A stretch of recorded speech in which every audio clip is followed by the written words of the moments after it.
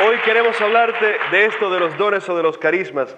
Hay personas que critican el milagrerismo, hay personas que no creen en milagros, hay personas que no creen en dones, hay personas que no creen en los regalos de Dios y se les olvida que se están perdiendo lo más hermoso de la vida cristiana, porque lo hermoso de la vida cristiana no es tener 10 mandamientos para que esos mandamientos yo tenga que obedecerle y sentirme frustrado. Lo más hermoso de la vida cristiana es que Dios me da el poder, me da el gozo, me da la alegría, la fuerza, no solamente de cumplir los mandamientos, sino de ser mensajero de buena noticia. Aleluya.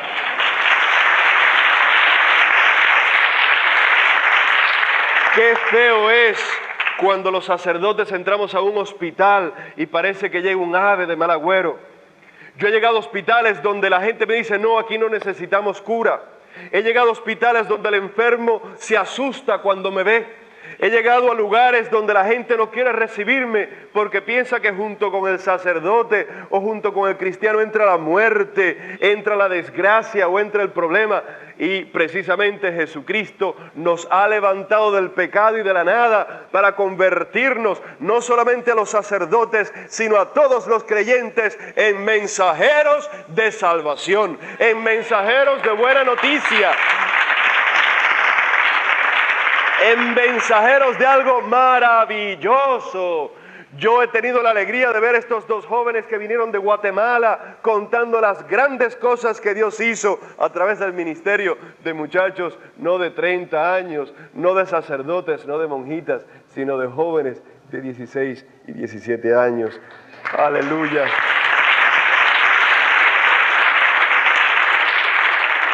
Yo sé que Cristo puede, y mientras más chiquitito eres, y mientras más pecador eres, y mientras más basura eres, más te puede levantar Dios, porque Dios levanta al miserable para confundir al orgulloso. Dios levanta al que no es nada para que Él pueda decir, no soy yo, sino es Cristo quien me fortalece, es Cristo quien vive en mí.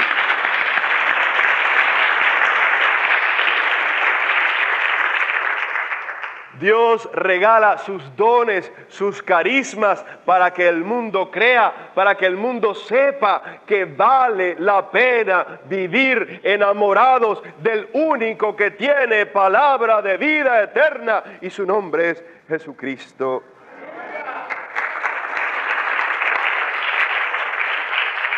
Sin el carisma, sin los dones, sin los regalos, los cristianos estamos cojos, estamos mancos, estamos sordos. Los cristianos sin el don del Espíritu Santo nos encontramos atados porque no tenemos el poder, que es lo más importante. Por eso ustedes a veces dicen eso, yo no puedo. Pero cuando tú le dices, oh Señor, yo no puedo, pero tú puedes, regálame lo que a mí me hace falta, apertréchame, Señor, equípame, Señor, instrúyeme, Señor. El Señor viene con poder para darte aquello que tú necesitas para vivir una vida de victoria, una vida de poder, una vida de alegría.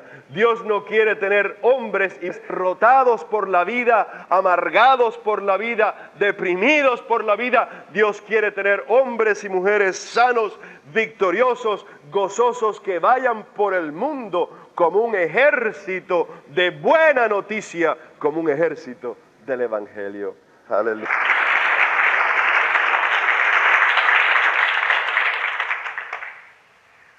Primera Corintios 12:7 nos dice que el Señor le da a cada uno algo, una prueba de la presencia del Espíritu, un don que es para el bien de todos. En Marcos 16:17, versos 17 y 18, dice Jesús a sus discípulos, en mi nombre expulsarán demonios, hablarán nuevas lenguas, tomarán con sus manos las serpientes y no les harán daño, beberán algún veneno y no les causará mal, pondrán las manos sobre los enfermos y los enfermos sanarán. El Señor ha prometido equipar sus discípulos con una serie de regalos para que esos discípulos caminen por el mundo con victoria. Y ustedes dirán, bueno, ¿y esos regalos en qué consisten o para qué sirven? ¿O cuáles son los regalos del Espíritu Santo? Y hay muchos regalos. Hay una variedad enorme. Yo quisiera compartirte lo que se llaman dones espirituales que están en 1 Corintios 12. Y si abres tu Biblia, los vas a encontrar ahí.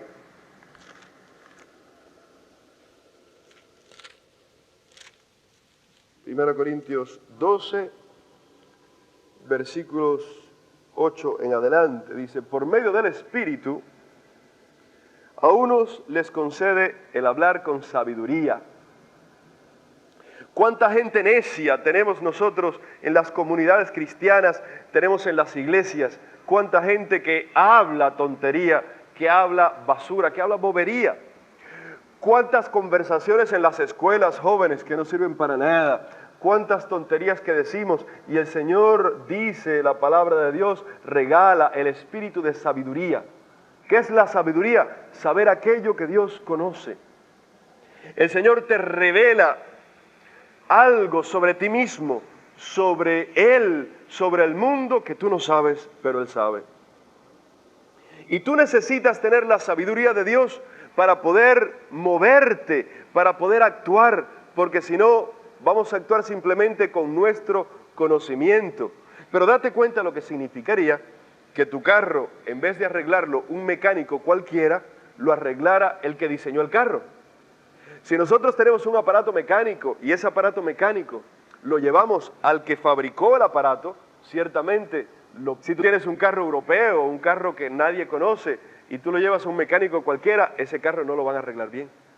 Ahora, ¿cuánto mejor es llevar tu problema delante del único mecánico que conoce todos los problemas y todas las soluciones? Cuando tú te enfrentas con la vida y tú le dices, Señor, yo debo ser médico o debo ser limpiabotas, el Señor es el único que sabe para qué te hizo. Y esa sabiduría es la que tú necesitas para tomar decisiones. Cuando tú, muchacha, dices, ¿con qué hombre me debo casar? Tienes que pedirle a Dios que te dé la sabiduría de elegir al hombre que Él ha destinado para ti y viceversa. Lo mismo el varón. Cuando tú dices, ¿qué rumbo va a tomar mi existencia? ¿Dónde debo yo solicitar un trabajo? Tienes que pedirle a Dios sabiduría para encontrar el lugar preciso que necesitas donde vas a ser feliz.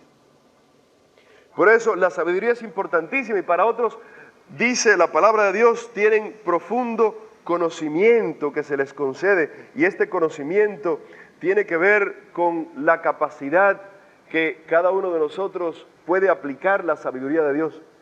Sabiduría y la sabiduría y el conocimiento están íntimamente ligadas, porque el conocimiento es la ciencia de Dios y la sabiduría es la decisión que uno toma. Entonces, yo necesito saber lo que Dios sabe para poder actuar con sabiduría. La sabiduría me permite a mí tomar decisiones, me permite a mí actuar. El conocimiento me permite a mí conocer lo mismo que conoce Dios. Y entonces poder actuar conforme a ese conocimiento. Unos respiran. La fe, todos saben lo que es tener la seguridad de aquellas cosas que no vemos y la convicción de que las vamos a recibir. Otros curar enfermos, otros reciben poder para hacer milagros, otros para profetizar. ¿Qué es la profecía? Profetizar significa hablar de parte de Dios. Y para muchas personas profetizar significa ver el futuro. Dios a veces revela el futuro a las personas que Él considera que necesitan saber algo del futuro. Pero el saber el futuro no es profetizar. Profetizar es decir, he aquí lo que Dios quiere para mí, para ti, para esta comunidad. Profetizar significa hablar de parte de Dios. Cuando tú llegas a una casa, el que hable simplemente tu corazón, o tu carne, o tu celo, o tu inquietud, o está hablando Dios a través tuyo. Cuando Dios habla a través tuyo, estás profetizando, estás hablando en nombre de Dios. Y el profeta a veces habla para reprender, para corregir, para levantar lo que Dios pone en su corazón, para edificar la Santa Iglesia, para edificar a sus hermanos. A otros le da, y esto es importantísimo, le da discernimiento entre el espíritu verdadero y falso. Si yo preguntara cuántos espíritus hay, me contestarían la mayoría que hay 4 clases de espíritus. Está el espíritu de Dios, los espíritus angélicos, los espíritus demoníacos y los espíritus humanos. Entonces, cuando yo trato con alguien, yo tengo que saber si es Dios el que está hablando, o si me está hablando simplemente un hombre, o si me está hablando un demonio, o si me está hablando un ángel. La mayor parte de las veces quizás hablamos simplemente con hombres, pero hay momentos en los cuales es Satanás el que está tratando de tentarme y me tienta a través de gente y yo tengo que discernir. Y el discernimiento es la base de que yo pueda llevar una vida cristiana victoriosa, porque si no me engañan y cuando me engañan caigo y cuando caigo no sé ya cómo responder. A otros se les da la capacidad de hablar en lenguas. Este don, el famoso don de lenguas, el don de la glosolalia, a veces es malentendido. Hay quien dice que los carismáticos son aquellos que hablan en lenguas. Carismático es todo aquel que puede confesar que Jesús es Señor de su corazón. Dice la 1 Corintios 12 también, el versículo 5 y 6, que nadie puede confesar que Cristo es el Señor a no ser que el Espíritu se lo revele. Ahora, el don de lenguas es importantísimo. Hay dos clases de don de lenguas. Un don de lenguas que significa que yo ahora hablo en español y un americano que no sabe español me entiende. Y yo eso lo he visto, lo he experimentado. Y hay otro don de lengua que es la lengua de oración, que es una lengua de alabanza, que es una lengua que el Señor pone en nosotros cuando se nos acaba el español o el inglés o la lengua que sabemos. Cuando tú oras y tú buscas palabras de alabanza, tú puedes decir te alabo, te bendigo, te adoro, te amo.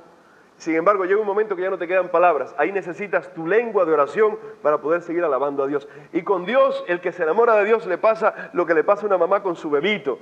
Que esa mamá le dice a su bebito, qué lindo eres, qué maravilloso eres, qué simpático, qué lindo mi niño. Y entonces hay mamás que empiezan a hablar una lengua que el niño entiende y que ella entiende, y es la lengua del amor, y le dice cuchi o chichi, chichi, chi, le hace caricias al niño, y le dice al niño cosas, y de repente la mamá puso una lengua en su boca. Nosotros creemos que el Espíritu Santo de Dios, que es más poderoso que una mamá o un papá, pone en nosotros una lengua de amor que nos permite alabar a Dios cuando se nos acaban las palabras de aquí de la tierra.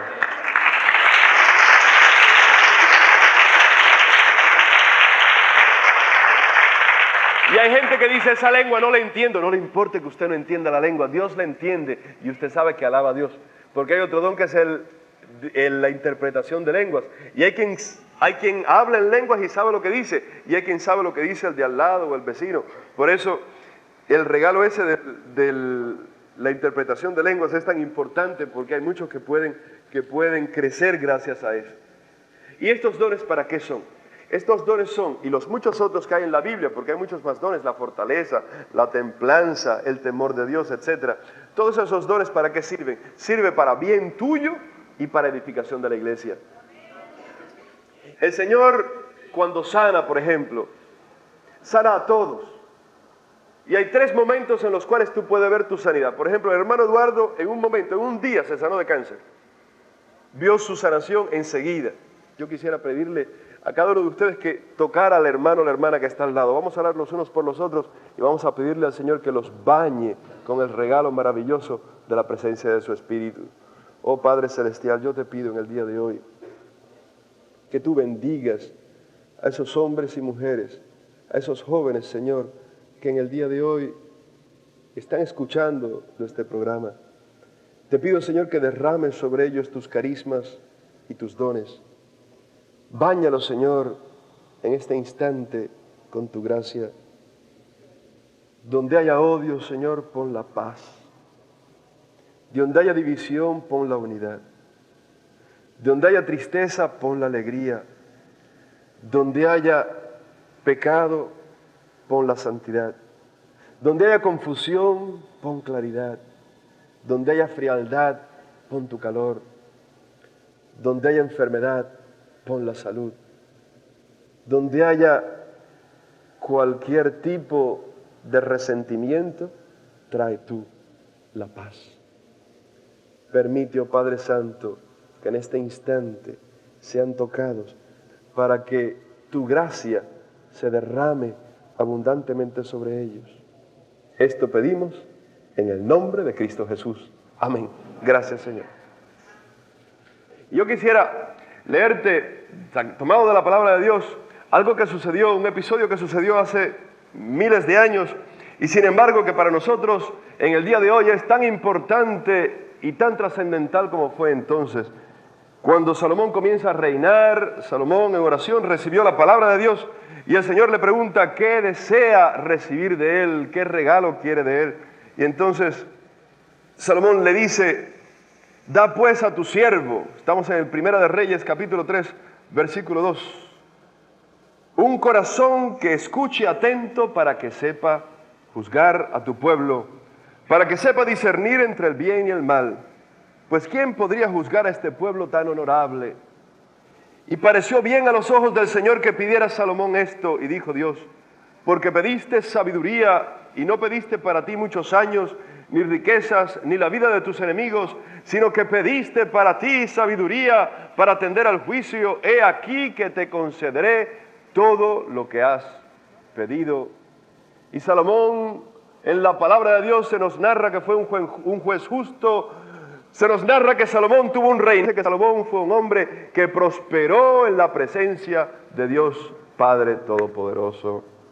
Nosotros, 2000 años después, 3000 y tantos años después que existiera Salomón, una persona, un señor que me encontré en uno de esos eventos que a veces uno tiene que ir por fuerza, y me decía, padre, yo eso de ser carismático a mí no me gusta. Y yo le decía, yo no soy carismático todavía, pero yo tengo mi aplicación puesta porque yo quisiera llegar a ser carismático. Decir que uno es carismático es un poco pretencioso, porque un carismático es una persona que tiene muchos dones, muchos regalos, muchos talentos. Yo quizás tenga algún talento, algún regalo, algún don, pero no me considero ser un carismático completo, pero sí quisiera llegar a serlo. Yo quisiera que todos esos regalos que Dios me habla, que Dios me promete en la Escritura, yo quisiera que llegaran a ser míos. Yo quisiera estar lleno de los dones de Dios. Y qué católico auténtico, qué cristiano católico auténtico no quisiera llegar a estar lleno de los dones de Dios. Por consiguiente, rechazar los carismas de Dios, rechazar los regalos de Dios, rechazar lo que Dios te quiere dar, es rechazar la misma presencia de Dios. Por consiguiente, quien diga yo no quiero carismas, está diciendo yo no quiero regalos. Quien diga yo no quiero ser carismático, está diciendo que él quiere rechazar la bondad de Dios. Mira, hermano, Dios es multimillonario. Dios es el dueño de todo lo que existe. Dios es la felicidad, Dios es la paz, Dios es la luz, Dios es la bondad, Dios es el poder, Dios es la sabiduría, Dios es la inteligencia. Y Dios, el multimillonario por excelencia, quiere compartir contigo, con su hijo, con su hijita amado, todos los regalos que Él tiene.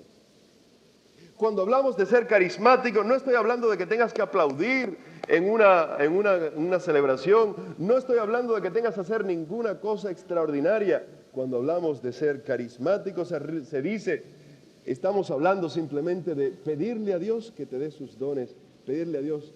Hoy estamos hablando de la sabiduría, estamos hablando del don de hacer milagros, estamos hablando de la sanidad. ¿Quién no quiere estar sano? ¿Quién no quiere ser feliz? ¿Quién no quiere ser sabio? ¿Quién no quiere que haya milagros alrededor suyo? Y si alguien no quiere, levante la mano, porque todos queremos estar sanos. Todos queremos ese maravilloso don que es la sanidad. Todos queremos el maravilloso don que es la salud. Todos queremos el maravilloso don que son los milagros. Todos queremos algo hermoso para nuestra vida. Por eso no tengas miedo y no tengas prejuicios sobre todo. No te equivoques negándole a Dios el poder que Él quiere derramar abundantemente en su vida. Y hoy el Señor te quiere bendecir y bautizar con un regalo muy hermoso que es el don ese que tuvo Salomón, el don de la sabiduría. Dice 1 Corintios 2, capítulo 6, versículo 7. Sin embargo, entre los que ya han alcanzado la madurez en su fe, entre ellos sí usamos palabras de sabiduría. Pero no se trata de una sabiduría propia de este mundo, ni de quienes lo gobiernan, los cuales pronto van a desaparecer. Se trata más bien de la sabiduría secreta de Dios, del secreto propósito que Dios desde antes de hacer el mundo ha tenido para nuestra gloria. Y nosotros no hemos recibido el espíritu del mundo, sino el espíritu que viene de Dios, para que entendamos las cosas que Dios en su bondad nos ha dado. Hablamos de estas cosas con palabras que el Espíritu de Dios nos ha enseñado y no con palabras que hayamos aprendido por nuestra propia sabiduría. Así explicamos las cosas espirituales a los que son espirituales. Por consiguiente, ¿qué significa sabiduría en la palabra de Dios? Sabiduría significa conocer el propósito que Dios tiene para la salvación desde los orígenes de los tiempos. Tú ves, hermanito, hermanita, tú que piensas que vives en Hialeah o en Westchester o en South Miami o en Pompano Beach o en Fort Lauderdale y piensas que tú eres un cubanito, un puertorriqueño, un argentino, un chileno, un suramericano, un centroamericano olvidado del mundo, que tú no eres nadie. Yo tengo una gran noticia para ti que has escuchado muchas veces, pero quiero repetírtela hoy con el Espíritu de Dios. Tú has sido elegido, tú has sido llamado desde toda la eternidad para vivir de acuerdo con la santa palabra de Dios. Tú has sido llamado, tú has sido ungido, tú has sido escogido para que escuches el mensaje de salvación. Y Dios tiene un propósito maravilloso para ti. Tiene un propósito de salvación, tiene un propósito de salud, tiene un propósito de alegría, tiene un propósito de gozo, tiene un propósito de paz, tiene un propósito para que tu vida resplandezca ante el mundo. Tiene un propósito para que tu vida sea un faro de luz que alumbra a todo aquel que se acerque a ti y glorifiquen al Padre cuando miren lo que Él ha hecho en ti, como hizo en la Virgen María, humilde y pequeña, pero bendita entre todas las mujeres, porque supo entender el plan que Dios tenía para ella, el propósito de salvación que Dios tenía en Cristo Jesús.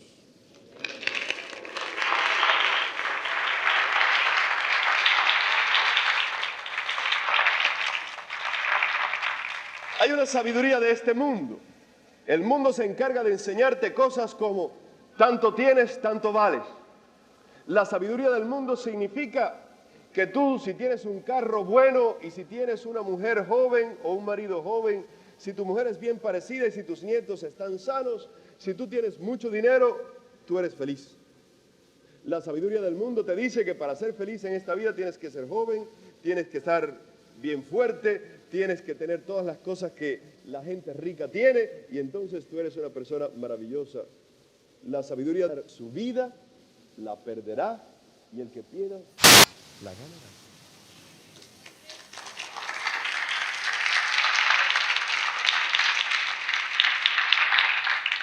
La sabiduría del mundo dice, dichosos los ricos, porque ellos son dueños de todo. La sabiduría de Dios dice, dichosos los pobres, porque ellos heredarán el reino de Dios. La sabiduría del mundo dice, dichosos los que se ríen, porque los que se ríen son felices. Todo aquel que llora, porque va a encontrar en Cristo su consuelo. La sabiduría del mundo dice, dichoso aquel que hace lo que le da la gana. Y la sabiduría de Dios dice, dichoso todo aquel que tiene hambre y sed de justicia, porque ellos serán saciados. La sabiduría de Dios es la verdadera perspectiva que Dios tiene de todas las cosas para salvarte. La sabiduría de Dios significa que Dios quiere traerte la palabra de verdad en el día de hoy a tu casa, y esa sabiduría contradice al mundo, esa sabiduría contradice tu propia carne a veces, esa sabiduría contradice todo lo que enseñan los gobernantes de este mundo que va a desaparecer. En este mundo, para ser respetado tienes que tener tanques, cañones, ejércitos. En este mundo, para ser respetado tienes que tener grandes casas y grandes carros. En este mundo, para ser respetado tienes que ser importante, salir en la crónica social. Y Dios dice a través de Jesucristo, quien quiera ser importante en el reino de Dios, hágase como un niño y tendrá la vida eterna.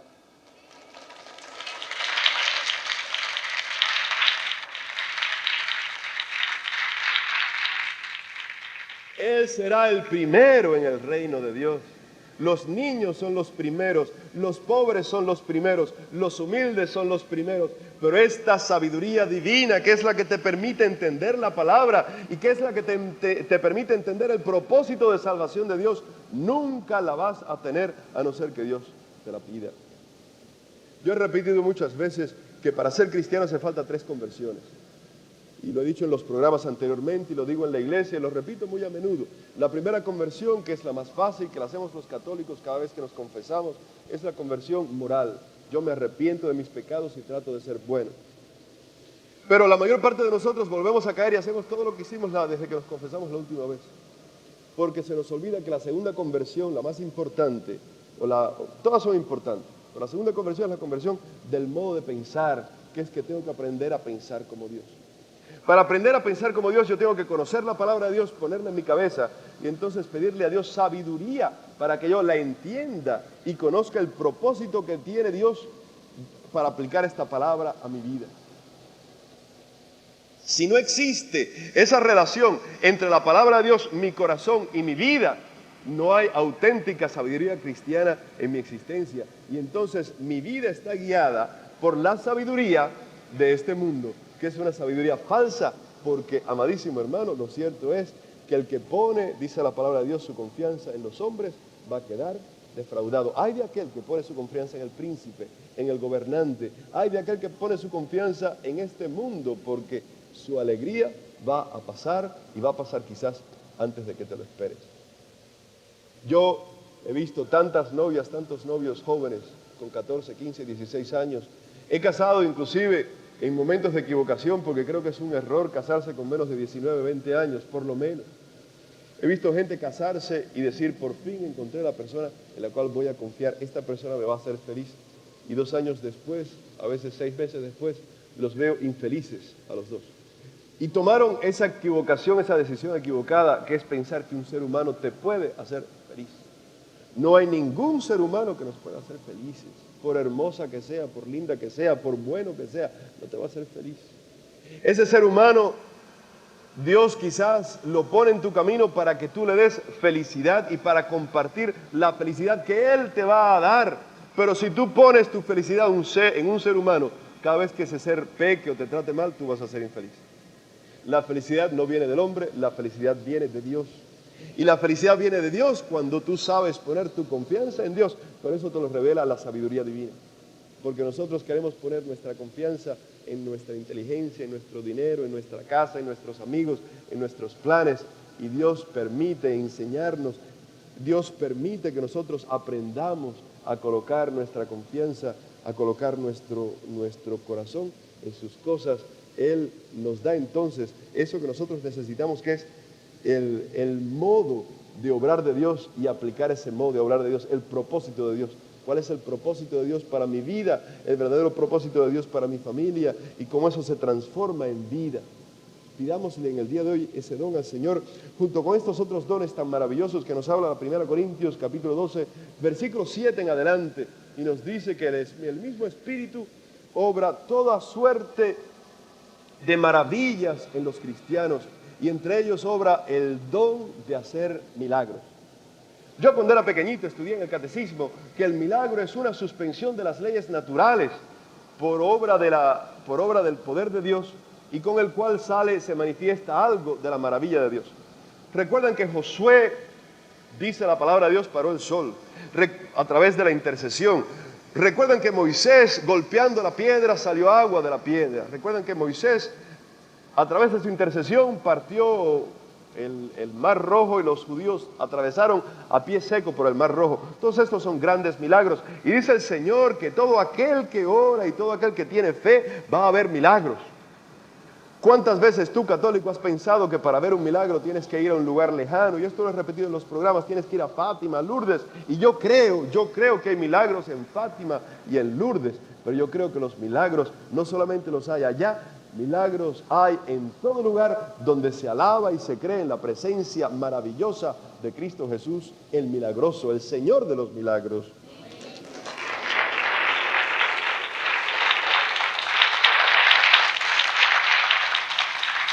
Y hace poco explicaba también que de los milagros hay algo que los seres humanos necesitamos mucho, que es el don de sanidad. El don de la sanidad para mí y para todas las personas por las cuales yo oro. Por eso en la palabra de Dios hay como un don especial, está el don de hacer milagros, porque hay muchos tipos de milagros, matrimonios que se reúnen, familias que se encuentran, personas que necesitan algo que pasa en su vida y de repente pasa por la intercesión, pero hay un don especial que el Señor llama el don de sanidad, el don de pedir por la curación de los enfermos y los enfermos se curen. Y nosotros estamos acostumbrados también a que los enfermos se curen en algún sitio, y para curarse no hay que ir a ningún lugar. Para curarse hay que subir espiritualmente al trono de Dios y decirle: Jesucristo, yo estoy enfermo, sáname. Como dice el libro de Lucas, si tú tienes fe, tienes que ir con un espíritu abierto y positivo al encuentro del Señor, orando como si ya hubieras recibido la sanidad.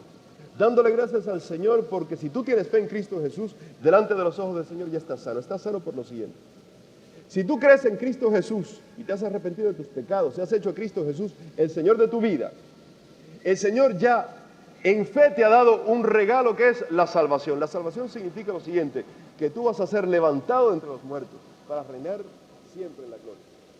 Por consiguiente, cuando tú oras, tú das gracias al Señor y dale gracias a Dios, porque si tú has recibido la fe, tú en fe ya sabes que tu cuerpo va a resucitar y que en la presencia de Dios tu cuerpo ya es perfecto.